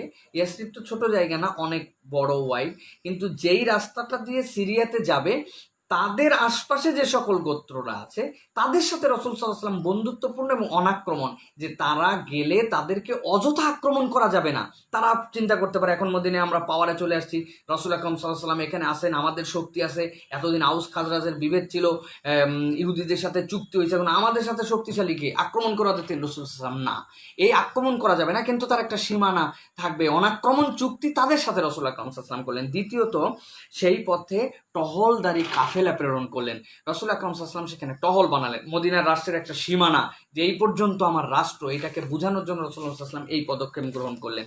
এরপরে রাসূল আকরাম সাল্লাল্লাহু আলাইহি সাল্লামের যে ইহুদিদের সাথে চুক্তির কথা এর আগে বলা হয়েছে, রাসূল আকরাম সাল্লাল্লাহু আলাইহি সাল্লাম এরপরে প্রথম যে সেনা অভিযান শুরু করলেন, সেই সেনা অভিযানগুলোর মধ্যে আমরা আস্তে আস্তে দেখব যে কেন রাসূল আকরাম সাল্লাল্লাহু আলাইহি সাল্লাম এই সেনা অভিযানগুলো প্রেরণ করলেন। এখানে আপনাদের একটা পরিভাষা আজকে শিখে নিতে হবে। একটা ইসলামের যে সকল যুদ্ধ রাসূল আকরাম সাল্লাল্লাহু আলাইহি সাল্লামের সময় অথবা সেনা অভিযান রাসূল আকরাম সাল্লাল্লাহু আলাইহি সাল্লাম করেছিলেন, সেই সেনা অভিযানগুলো, রাসূল আকরাম সাল্লাল্লাহু আলাইহি সাল্লামের সেনা অভিযানগুলো দুইটা নামে আমরা এর সামনের ক্লাসে আমরা বিস্তারিত আলোচনায় যাব, সামনের ক্লাসে আপনাদের কাছে বলবো। তবে আজকে যেটা বলবো, একটার নাম হবে সারিয়া আর একটার নামের গাজওয়া। এটা আপনাদেরকে মনে রাখতে হবে, রাসূল সাল্লাল্লাহু আলাইহি ওয়াসাল্লামের জীবনীর এটা অন্যতম পার্ট। সারিয়া কোনগুলা, যেই সকল যুদ্ধ অভিযান অথবা সামরিক অভিযান অথবা রাসূল সাল্লাল্লাহু আলাইহি ওয়াসাল্লাম কর্তৃক বাহিনী প্রেরণ হয়েছে, কিন্তু সেই সকল বাহিনীতে রাসূলুল্লাহ সাল্লাল্লাহু আলাইহি ওয়াসাল্লাম সরাসরি সম্পৃক্ত ছিলেন না, তার নাম হচ্ছে সারিয়া। আর রাসূল আকরাম সাল্লাল্লাহু আলাইহি সাল্লাম যে সকল যুদ্ধে সরাসরি নিজে সম্পৃক্ত হয়েছেন, অভিযানের সাথে গিয়েছেন, সাথে সাথে বাহিনীর সাথে নিয়ে গিয়েছেন, এগুলোর নাম হবে গাজওয়া। তাহলে একটা হচ্ছে সারিয়া আর একটা হচ্ছে গাজওয়া। আশা করি আপনারা যারা বুঝতে পেরেছেন তারা আমাদেরকে জানাবেন। সারিয়া তাহলে কাকে বলে? যে যুদ্ধ রসুলহীন কিন্তু ইসলাম করেছে রসুলের জীবদ্দশায়, যে যুদ্ধ রসুল যুক্ত ইসলাম করেছে সেটা হচ্ছে গাজওয়া। এটা হচ্ছে সারিয়া গাজওয়া। যারা বুঝতে পেরেছেন আমাদেরকে একটু জানাবেন ইনশাল্লাহ। যারা এখনো লাইভটা শেয়ার করেন না, আপনারা পারলে সুযোগ থাকলে আপনারা অন্যদের কাছে শেয়ার করে দিতে পারেন। আমরা অর্ধেক অংশ পার করে ফেলেছি। এখন আমরা দেখবো রাসূলুল্লাহ সাল্লাল্লাহু আলাইহি ওয়াসাল্লাম এই যে মদিনার ব্যবস্থাপনায় নিয়ে আসলেন, এরপরে যে যুদ্ধ অভিযানগুলো হয়েছিল সেগুলোর দিকে আমরা খুবই সংক্ষিপ্তভাবে আপনাদেরকে টাচ দিয়ে যাব। যে রাসূল আকরাম সাল্লাল্লাহু আলাইহি ওয়াসাল্লামের প্রথম সারিয়া হচ্ছে সারিয়ায়ে সিফুল বাহার। সারিয়ায়ে সিফুল বাহার রাসূল আকরাম সাল্লাল্লাহু আলাইহি ওয়াসাল্লাম প্রথম এটা প্রেরণ করেছিলেন। এইটা হচ্ছে কুরাইশদের জন্য, যে তারা যে অঞ্চল দিয়ে যাচ্ছিল, তাদের যুদ্ধ জাহাজের মতো করে নিয়ে তাদের সম্পদগুলো নিয়ে অনেকেই ধারণা করেছিলেন যে এটার দ্বারা তারা হয়তো যুদ্ধ অভিযানের মধ্যে চলে আসতে পারে, ব্যবসায়ী অভিযানের বাহিরে। রাসূল আকরাম সাল্লাল্লাহু আলাইহি ওয়াসাল্লাম এই কাফেলাকে গতিরোধ করার জন্য পাঠিয়েছিলেন এই বাহিনী, এবং মুসলমানদের নেতৃত্ব দেন হযরত হামজা রাদিয়াল্লাহু তাআলা আনহু, এবং সেনা দলের ঝান্ডায়, এই ঝান্ডাটাই হচ্ছে প্রথম ঝান্ডা যেটা রাসূলুল্লাহ সাল্লাল্লাহু আলাইহি ওয়াসাল্লাম দিয়েছিলেন, এবং এই ঝান্ডাটার রং ছিল সাদা। রাসূলুল্লাহ সাল্লাল্লাহু আলাইহি ওয়াসাল্লাম মুসলমান বাহিনীর হাতে একটা সাদা ঝান্ডা তুলে দিয়েছিলেন। হামজা রাদিয়াল্লাহু তাআলা প্রথম এই সফরে গিয়েছিলেন। ২ নম্বর সারিয়া যেটা হচ্ছে সারিয়ায়ে রাগেব, এরপরে ৩ নম্বর সারিয়া হচ্ছে সারিয়ায়ে খাইবার, এরপরে ৪ নম্বরটা, এই ৩টা সারিয়ার পরে যেগুলো ক্ষুদ্র ক্ষুদ্র ঘটনা নিয়ে সেইগুলো যুদ্ধাভিযান, বিভিন্ন অঞ্চলের আক্রমণ, মদিনাকে সুরক্ষার জন্য বিভিন্ন এলাকায় ডাকাতি, এগুলো যেগুলো হতো এগুলো রোধ করার জন্য রাসূল আকরাম সাল্লাল্লাহু আলাইহি ওয়াসাল্লাম পাঠাচ্ছিলেন। এরপরে রাসূলুল্লাহ সাল্লাল্লাহু আলাইহি ওয়াসাল্লামের প্রথম বের হন সেটা হচ্ছে গাজওয়ায়ে আবওয়া বা ওয়াদ্দান বলা হয়। এইটাতে রাসূলুল্লাহ সাল্লাল্লাহু আলাইহি ওয়াসাল্লাম প্রথম এই অভিযানে বেরিয়েছিলেন, এবং অভিযানে বেরিয়ে যাওয়ার পরে রাসূল আকরাম সাল্লাল্লাহু আলাইহি ওয়াসাল্লাম এখানে যুদ্ধ করতে হয় নাই, কিন্তু রাসূল সাল্লাল্লাহু আলাইহি ওয়াসাল্লাম এখানে তাদের সাথে বাই ফোর্স চুক্তি করতে তাদেরকে বাধ্য করেন, যে রাসূল আকরাম সাল্লাল্লাহু আলাইহি ওয়াসাল্লাম যদি তাদের কাছে না যেতেন তাহলে তারা এই চুক্তিতে আবদ্ধ হতো না। এটা রাসূল সাল্লাল্লাহু আলাইহি ওয়াসাল্লামের একটা ট্যাকটিস ছিল, যে তিনি তাদেরকে যুদ্ধ না করে, তাদেরকে রক্তপাত না ঘটে তাদেরকে বললেন তোমরা চুক্তি করো। ইচ্ছা করলে তাদেরকে উচ্ছেদ করে দেওয়া যেত, কিন্তু রাসূল সাল্লাল্লাহু আলাইহি ওয়াসাল্লাম না করে তাদের সাথে চুক্তি করেছেন। কারণ কি? মদিনার রাষ্ট্রের ভিত্তিটা মজবুত করার জন্য। যুদ্ধ আমাদের জন্য কখনোই সর্বক্ষেত্রে আমাদের জন্য বুনিয়াদি ভিত্তি আমাদেরকে এনে দেয় না, বরং চুক্তি আমাদের জন্য অনেক ক্ষেত্রে আমাদের জন্য অনেক বড় বড় বিজয় এনে দেয় আমাদের জন্য। সে বিষয়ে আমরা সামনে আরো কথা বলবো। এরপরে ৫ নম্বরে গাজওয়ায়ে বুয়াত, রাসূল আকরাম সাল্লাল্লাহু আলাইহি ওয়াসাল্লাম এই অভিযানে সাদ বিন মুআয রাদিয়াল্লাহু তাআলাকে মদিনার আমির নিযুক্ত করে তিনি এরপরে বেরিয়েছিলেন। এখানেও যুদ্ধ হয় নাই। এরপরে গাজওয়ায়ে সাফওয়ান, এই অভিযানের কিছু মুশরিক সৈন্য নিয়ে মুশরিকরা এসে মদিনায় রসুল আকরাম সাল্লাল্লাহু আলাইহি সাল্লামের যে পশু ছিল এই পশুগুলোকে লুট করে নিয়ে যায়। এই লুটের বিপক্ষে রাসূলুল্লাহ সাল্লাল্লাহু আলাইহি ওয়াসাল্লাম তাদেরকে আক্রমণ করার জন্য পাঠান। পরে তারা এইগুলো ফেলে দিয়ে পলাতক হয়। এইটা হচ্ছে রাসূলুল্লাহ সাল্লাল্লাহু আলাইহি ওয়াসাল্লামের আরেকটা গাজওয়া ছিল। এরপরে গাজওয়ায়ে ওয়াসরা, যেইটার থেকে আমরা আজকের আলোচনার দিকে যাব, যে এই গাজওয়া ওয়াশায়রা এটাকেই বলা হয় বদর যুদ্ধের পটভূমি। ইসলাম আমাদের সামনে যে আছে, এই ইসলামের মৌলিক দুটা পার্ট। একটা পার্ট যদি আমরা দেখি নবুয়ত থেকে বদর পর্যন্ত, আর বদরের পরের ইসলাম হচ্ছে আলাদা ইসলাম। এই যে এই সত্য মিথ্যার পার্থক্যকারী এই যুদ্ধটার মূল যে গাজওয়াজিল ও ওশায়রা বলা হয়, এটার হচ্ছে তার মূল একটা প্রেক্ষাপট ছিল। এটার ভূমিকা কি ছিল? ভূমিকা কি ছিল? রাসূলুল্লাহ সাল্লাল্লাহু আলাইহি সাল্লাম সিরিয়ায় একটা কাফেলা যাচ্ছিল, এবং সিরিয়ায় এই কাফেলা যারা যাচ্ছিল তাদের প্রচুর পরিমাণে সম্পদ ছিল। রাসূল আকরাম সাল্লাল্লাহু আলাইহি সাল্লাম পালাক্রমে এই যে যুদ্ধটা হয়েছিল, গাজওয়াটা হয়েছিল, বা যে অভিযানটা প্রেরণ করেছিলেন, এখানে এই মুশরিক কাফিরদের শক্তিকে খর্ব করার জন্য রাসূল আকরাম সাল্লাল্লাহু আলাইহি সাল্লাম এই যুদ্ধ অভিযান প্রেরণ করেছিলেন। এবং তারা এখানে যখন যাওয়ার পরে সেখানে রাসূল আকরাম সাল্লাল্লাহু আলাইহি ওয়াসাল্লামের সাথে তারা আতঙ্কিত হয়ে সম্পদ বন্টনের নীতিমালায় তারা একটা চুক্তিও করেছিল সেখানে। কিন্তু তারা এর দ্বারা বুঝতে পেরেছিল যে মুহাম্মদুর রাসূলুল্লাহ সাল্লাল্লাহু আলাইহি ওয়াসাল্লাম এই অঞ্চলে আমাদেরকে এরকমভাবে বাধা দিচ্ছেন, অথবা আমরা এই অঞ্চলের মানুষের সাথে যেরকম জোর করে এখানে প্রভাব প্রতিপত্তি খাটিয়ে যাচ্ছিলাম, সেটা আমাদের আর স্বাভাবিকভাবে থাকবে না। এই ঘটনা যখন তারা মদিনায় এসে বলতে শুরু করলো, এই মদিনায় এসে বলার পরেই রাসূল আকরাম সাল্লাল্লাহু আলাইহি সাল্লামের সাথে তাদের যুদ্ধের যে বদরের যুদ্ধের যে প্রেক্ষাপট সেটা তৈরি হয়। এর মধ্যে সারিয়ায় নাখলা নামে আরেকটা অভিযান হয়। এই সারিয়ায় নাখলাটা আর এই সারিয়ায় জিল ওশায়রা, এই দুটা হচ্ছে একটা বদর যুদ্ধের সাথে সংশ্লিষ্টতার একটা অন্যতম তাৎপর্য। কেন তাৎপর্য আপনাদের কাছে বলি। হযরত আব্দুল্লাহ ইবনে জাহাশ রাদিয়াল্লাহু তাআলা আনহু নাখলা অভিমুখে রাসূলুল্লাহ সাল্লাল্লাহু আলাইহি ওয়াসাল্লাম তাকে পাঠান। তারা যাওয়ার পরে হিসাব কষে দেখলেন আজকে রজব মাসের শেষ দিন। যখন তারা রজব মাসের শেষ দিন দেখলেন, তারা তখন বললেন যে আমরা পরামর্শ করি, রজব মাস তো শাহরুল্লাহিল মুহাররম, এই মাসে তো আমরা যুদ্ধ করি না, সুতরাং আমরা এইভাবে কিভাবে এখন তাদের প্রতি আক্রমণ করব। তখন তারা মোশাওয়ারা করলেন। মোশাওয়ারা করার পরে তারা দেখলেন যে আমরা যদি এই দলকে এখন ছেড়ে দেই, তাহলে এই দল, আমরা রজব মাস জেনে তাদেরকে ছেড়ে দিচ্ছি, কিন্তু তারা যে বিপর্যয় করবে, তারা যে অন্যায় আচরণ করবে, তারা এরপরে এই ছাড়া পাওয়ার পরে যেভাবে তারা মদিনাবাসীকে আক্রমণ করার জন্য প্রস্তুতি নেবে, সুতরাং তাদেরকে আমরা ছাড়তে পারি না। আমরা আল্লাহর নামে মোশাওয়ারা করে সিদ্ধান্ত নিয়ে তারা এই আক্রমণ করে বসেন। এবং এই আক্রমণ করার পরেই প্রথম মুসলমানরা গনিমতের মালিক হয়। প্রথম মুসলমানরা 2 জন বন্দি করে, তারাও যুদ্ধ করে, তাদের সাথে 2 জন বন্দি করে নিয়ে মদিনায় আসে। কিন্তু মজার বিষয় হচ্ছে, এই খবর যখন মদিনার এই যুদ্ধের খবর যখন মক্কায় পৌঁছায় যায়, তারা ব্যাপকভাবে অপপ্রচার করতে শুরু করে যে মুহাম্মদ শেষ পর্যন্ত আল্লাহর মাসকেও মানে না, সে আবার কিভাবে আল্লাহর দলে, আল্লাহর দিকে আমাদেরকে আহ্বান করে, সে নিজেই তো আল্লাহর মাস মানে না, আমাদেরকে সে আক্রমণ করেছে, তারা আমাদেরকে হত্যা করেছে, আমাদের সাথীকে, আমাদেরকে বন্দি করে নিয়ে গেছে, আমাদের মাল সম্পদ তারা যেগুলা যুদ্ধলব্ধ সেগুলো নিয়ে চলে গেছে, কিসের সে আল্লাহর দিকে ডাকে। আল্লাহ রাব্বুল আমিন এই সময় সূরা বাকারার 217 নম্বর আয়াতে কারিমা অবতীর্ণ করেন। আল্লাহ কাফির মুশরিকদেরকে কাট্টা জবাব দিয়েছেন। আল্লাহ রাব্বুল আমিন বলেছেন, ইয়াসআলুনাকা আনিশ শাহরিল হারামি কিতালুন ফীহি, তারা আপনাকে বলে যে শাহরুল হারামের ভিতরে কিতাল হয়, এটা কেমন, এটা কত খারাপ, যে এটা তো কিতাল করার মাস নয়। আল্লাহ বলছেন, কুল কিতালুন ফীহি কাবীর, আপনি বলেন হ্যাঁ, এর মধ্যে কিতাল করা, এর মধ্যে যুদ্ধ করা বড়ই অন্যায়। সাথে সাথে বলেন ওয়াসাদ্দুন আনিস সাবিল, কিন্তু কিতাল করা অন্যায়, কিন্তু এই মাসের মধ্যে আল্লাহর রাস্তা থেকে যাদেরকে সরিয়ে রাখা হচ্ছে সেটা কেমন। আল্লাহ রাব্বুল আমিন কি ভাষা ব্যবহার করছেন, কিতাল বড়, কিন্তু আল্লাহর রাস্তা থেকে যাদেরকে সরিয়ে রাখা হচ্ছে এটা এই মাসের মধ্যে অন্যায় নয়। আল্লাহ বলছেন ওয়াসাদ্দু আন সাবিলিল্লাহি ওয়া কুফরুম বিহি, আর কুফরি করা তার সাথে এই মাসের মধ্যে, সেটা কি অন্যায় হচ্ছে না? ওয়াল মাসজিদুল হারাম ইখরাজুন আহলিহি মিনহু আকবারু ইনদাল্লাহ, তাদের কাছে বলে দেন যে আর এই মাসের মধ্যে আল্লাহর ঘর থেকে তাদেরকে বের করে দিলে, তাদেরকে তোমরা তওয়াফ সাই করতে দাও না, এটা কি আল্লাহর কাছে বড় নয়? অবশ্যই রজব মাসে যুদ্ধ করা বড়, তবে আল্লাহর কাছে আল্লাহর ঘর থেকে বের করে দেওয়া, আল্লাহর দিক থেকে পরাকাষ্ঠ করা, আল্লাহ রাব্বুল আলামিনের পথ থেকে অন্যকে সরায় রাখা, এগুলো আল্লাহর কাছে তার থেকে বড় অপরাধ। আল্লাহ রাব্বুল আলামিন তাদেরকে উত্তর দিয়ে দিলেন, ওয়াল ফিতনাতু আকবারু মিনাল কাতল।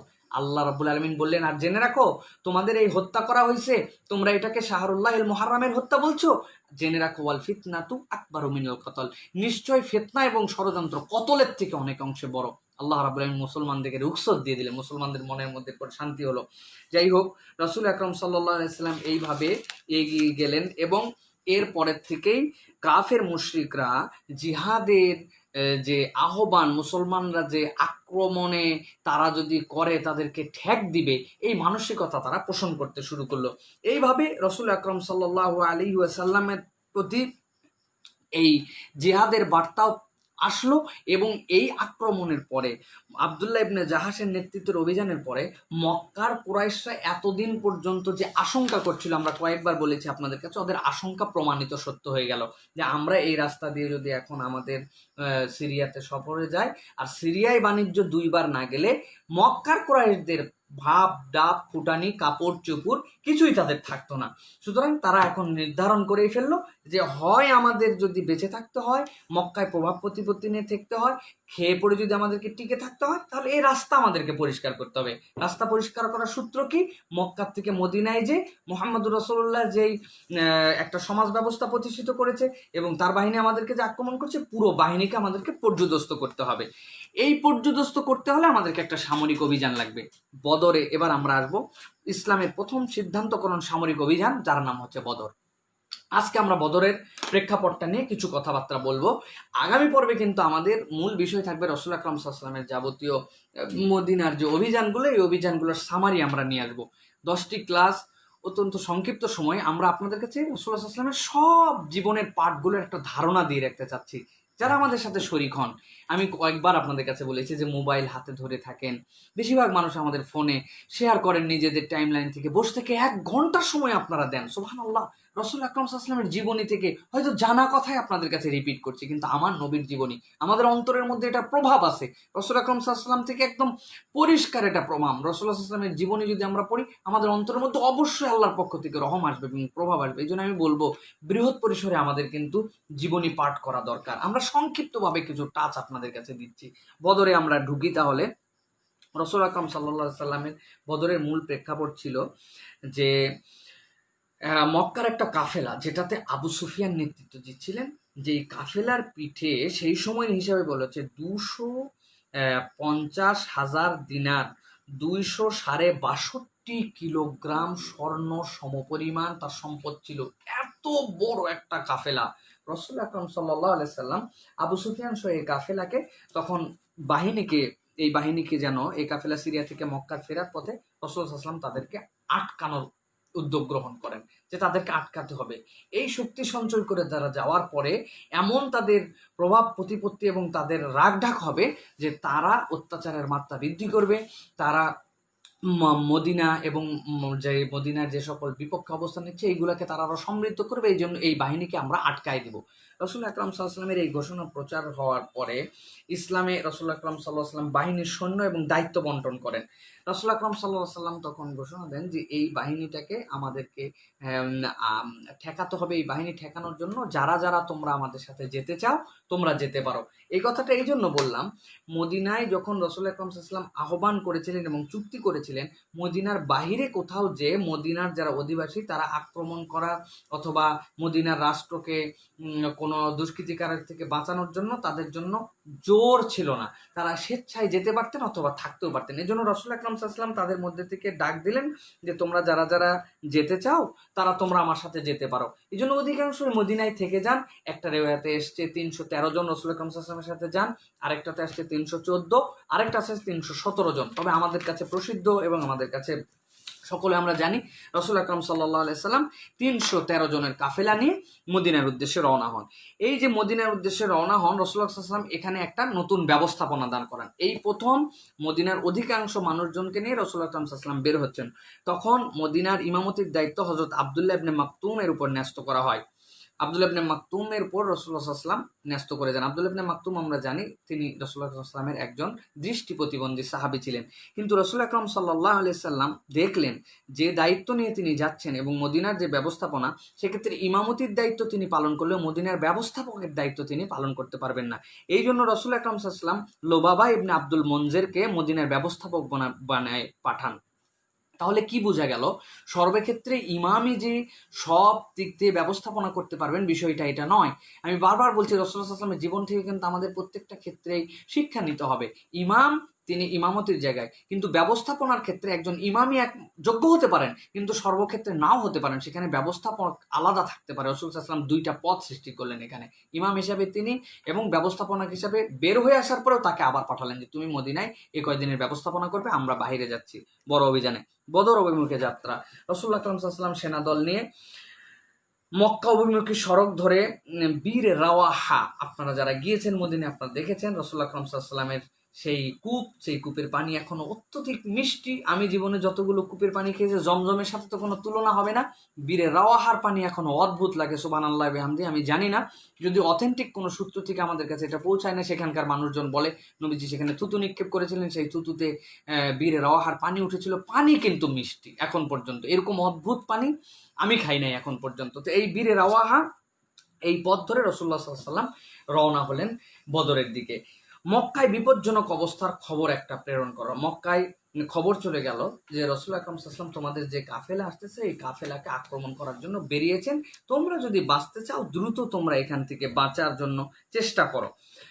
মক্কাবাসীর যুদ্ধের প্রস্তুতি নিয়ে ফেললো। মক্কাবাসী এই ঘটনা শুনে যে আমাদের যে কাফেলা আসতেছে এই কাফেলা আমাদের কাছে যদি না পৌঁছায় আমরা নিঃস্ব হয়ে যাব, আর এই বাড় আর এত বাড়তে দেওয়া যাবে না, সুতরাং আমাদেরকে আক্রমণ করতে হবে।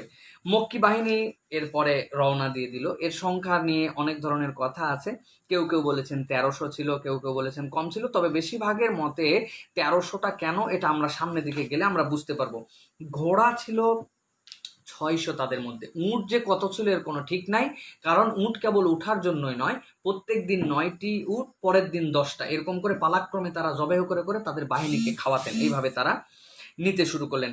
বনু বকর গোত্র, এই গোত্র তখন যখন আবু জাহেল সকলকে ডাকলো যে আমাদেরকে যুদ্ধে যেতে হবে, এখানে কোনো ছাড় নাই, তারা তখন বলল যে না, বনু বকর গোত্রের সাথে তো আমাদের যুদ্ধ চলতেছে, আমরা সবাইকে নিয়ে বেরিয়ে গেলে পিছন থেকে এসে আক্রমণ করে তো আমাদের বাকি লোকদেরকে আমাদের সবাইকে শেষ করে দিবে। তখন শয়তান ইবলিস বনু কেনানা গোত্রের সর্দার সোরাকা ইবনে মালেক ইবনে জোশাম এই সোরাকার রূপ ধরে সে এসে বললো না, আমি তোমাদেরকে কখনো আক্রমণ করবো না, আমি তোমাদের বন্ধু হিসাবে আছি, তোমরা নিশ্চিত থাকতে পারো আমিও তোমাদের সাথে যাচ্ছি, আমি গেলে আর তোমাদেরকে কে আক্রমণ করবে। ইবলিস স্বয়ং বাহিনীর সাথে আসলো সোরাকার রূপ নিয়ে। এরপরে রওনা হয়ে গেল বাণিজ্য কাফেলা, যেটা রাসূল আকরাম সাল্লাল্লাহু আলাইহি ওয়াসাল্লাম যেটাকে প্রতিরোধ করার জন্য যাচ্ছিলেন। যাওয়ার পরে এখানে আবু সুফিয়ান অত্যন্ত বুদ্ধিমান মানুষ ছিলেন। তিনি এক সামনে পিছনে ডানে বামে সব খবর নিচ্ছিলেন। একজনকে বললেন যে তোমরা কি এখানে কাউকে দেখেছো সন্দেহজনক? বলো না, কাউকে দেখি নাই, তবে 2 জনকে দেখছি যে তারা উটকে পানি খাওয়া এবার চলে গেছে। তিনি উটের মল তুলে পরীক্ষা করে দেখলেন এত পরিমাণ খেজুর। তিনি বললেন এটা অবশ্যই ইয়াসরিবের কাফেলা, অবশ্যই তারা এর আশপাশে কোথাও আছে, এত ট্যালেন্ট মানুষ। তিনি সমুদ্রের দিকে চালায় দিলেন, দিয়ে অনেক কষ্ট করে নিরাপদে তিনি আক্রমণের শিকার না হয়ে, রাসূল সাল্লাল্লাহু আলাইহি ওয়াসাল্লাম তাদেরকে ধরতে পারলেন না, তিনি মক্কার দিকে পৌঁছাতে শুরু করলেন। এমন সময়ে সবাই বলতে শুরু করলো যে না, আমরা তো আমাদের কাফেলা আক্রান্ত হয় না, আমরা বেঁচে গেছি, অতএব আমরা আক্রমণ না করে চলো সবাই মদিনায়, আমরা মক্কায় আবার ফেরত চলে যাই। তখন মুশরিকদের সর্দার আবু জাহেল বলল কখনো এটা হতে পারে না, আমরা ওখানে যাব, কিছুদিন অবস্থান করব, তাদেরকে মদিনার লোককে উচ্চবাচ্য শিক্ষা দিয়ে আমরা দেখাই দেব যে আমরা কত বড় বীরের জাতি, তারপরে আমরা সেখান থেকে ফিরবো। এই কথা বলতে আখনাস ইবনে শোরাইক আবু জাহেলকে বলল যে না, আমরা তোমাদের সাথে নাই, আমাদের এই বাহিনী তোমাদের সাথে থাকবে না, তোমরা ওখানে যে শৌর্য বীর্য দেখাও যা করো, আমি আমার আখনাস আমার গোত্রের এই 300 লোককে নিয়ে আমি চলে আসলাম। তিনি কিন্তু তখন চলে গেলেন এবং পরবর্তীতে গোত্রের মধ্যে তার বিশাল বনু হাশেম গোত্রের লোকেরাও যেরকম আসেন নাই, ঠিক তার গোত্রের বনু আখনাসের সম্মান অনেক বৃদ্ধি পেল যে সে বুদ্ধিমত্তার কারণে আমরা সেখান থেকে বেঁচে গিয়েছিলাম। এরপরে মুসলিম বাহিনী যখন সেখানে পৌঁছান, মুসলিম বাহিনী সেখানে অবস্থান করতে শুরু করেন। রাসূল আকরাম সাল্লাল্লাহু আলাইহি সাল্লাম সহ এখানে অনেক ঘটনা রয়েছে। মজলিস শুরার একটা বৈঠক রাসূলুল্লাহ সাল্লাল্লাহু আলাইহি সাল্লাম সেখানে আহ্বান করেন। রাসূল আকরাম সাল্লাল্লাহু আলাইহি সাল্লাম দেখলেন আমাদের সৈন্য সংখ্যা কম, আমাদের যে বাহিনীকে প্রতিরোধ করতে গিয়েছিলাম সেখান থেকে তারা বেড়ে গেল। তখন রাসূল আকরাম সাল্লাল্লাহু আলাইহি সাল্লাম সবাইকে পরামর্শ নিলেন যে আমরা এখন কি করতে পারি। তখন বিভিন্ন বাহিনীর মধ্যে কেউ কেউ মতদ্বৈততা দেখাচ্ছিলেন। তখন আবু বকর সিদ্দিক এবং ওমর রাদিয়াল্লাহু তাআলা বললেন, ইয়া রাসূলুল্লাহ, আপনি সত্য সহ এসেছেন, আপনার সাথে আমরা আছি, আপনি যা করতে বলবেন আমরা তার সাথে আছি। আমরা সংখ্যায় কম বেশি এটা ধর্তব্য না, আপনি বললে আপনাদের জন্য জীবন দিতে পারি। রাসূল আকরাম সাল্লাল্লাহু আলাইহি ওয়াসাল্লাম দেখলেন যারা এইগুলো কথা বলছে এরা তো মুহাজির। রাসূল আকরাম সাল্লাল্লাহু আলাইহি ওয়াসাল্লাম তখন বললেন, তোমাদের কাছ থেকে আমি তোমাদের মতামত জানতে চাই। তখন সাদ ইবনে মুআজ রাদিয়াল্লাহু তাআলা আনহু, তিনি বুদ্ধিমান মানুষ, তিনি দাঁড়ায় বলেন, ইয়া রাসূলুল্লাহ, তোমাদের মধ্যে থেকে বলতে কি আপনি আনসারদেরকে বুঝিয়েছেন? রাসূল বললেন, হ্যাঁ তুমি ঠিকই ধরেছো, আমি তোমাদের মতামত শুনতে চাই। আনসারদের মধ্যে থেকে সাদ ইবনে মুআজ তখন এমন একটা জজবাওয়ালা বক্তব্য দিলেন, তিনি বললেন, হে আল্লাহ রসুল, আপনার সাথে আমাদের চুক্তি হয়েছিল আমরা অভ্যন্তরীণ বিপদে আপনাকে সাথে দিব। তার মানে এই নয় যে আপনি বাহিরে এসছেন আপনাকে আমরা পিছিয়ে রেখে চলে যাব, বরং আপনি নিশ্চিত থাকতে পারেন, আপনি যদি এইখানে তো সামনে আমরা সাগর দেখতে পাচ্ছি না, আপনি যদি আমাদেরকে বলেন যে এই সাগরের মধ্যে তোমরা ঝাঁপায় পড়ো, আপনি একটুকু চিন্তা করবেন না আমরা সাগরে ঝাঁপায় মরে যাব। আবার আপনি এই চিন্তাও করবেন না যে আমরা সাগরে ঝাঁপায় আপনার জন্য জীবন দিয়ে দিছি, পিছনে যখন মদিনায় যাবেন তখন আপনাকে কেউ সাপোর্ট করবে না, মদিনায় যারা আছে তারা আমাদের চেয়ে আপনাকে বেশি ভালোবাসে, তারা আপনাকে আগলায় রাখবে, সুতরাং আপনি যে নির্দেশ দিবেন সেই নির্দেশে আমরা আপনার সাথে যুদ্ধে ঝাঁপায় পড়বো। রাসূল আকরাম সাল্লাল্লাহু আলাইহি ওয়াসাল্লাম সাদ ইবনে মুআযের এই বক্তব্য শুনে খুবই আনন্দিত হলেন। মুহাজির এবং আনসারদের মধ্যে উদ্দীপনা বেড়ে গেল।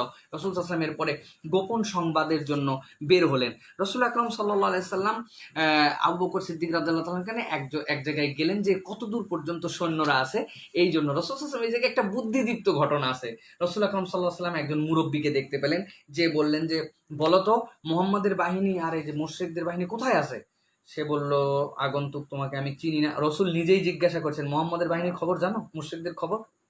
সে বলল যে আমি তো তোমার কাছে তোমার নিজের পরিচয় না দিলে বলবো না যে তুমি কে, অথবা তোমার পরিচয় আমাকে আগে জানাতে হবে, তবেই আমি তোমার কাছে জানাবো যে মোহাম্মদ কোথায়, সরি এই দুই বাহিনীর খবর কি। তখন রসুল বললেন যে তুমি যদি আমাকে বলো আমি নিশ্চিত আমার পরিচয় তোমাকে দিয়ে এখান থেকে যাব। তখন সে বলল যে মোহাম্মদের বাহিনী এই জায়গায় আছে। রসুল দেখলেন যে তার কাছে সঠিক তথ্য আছে, আমরা যেখানে আছি সেখানকার কথাই বলছে। এরপরে সে বলল কুরাইশদের বাহিনী এই জায়গাতে আছে।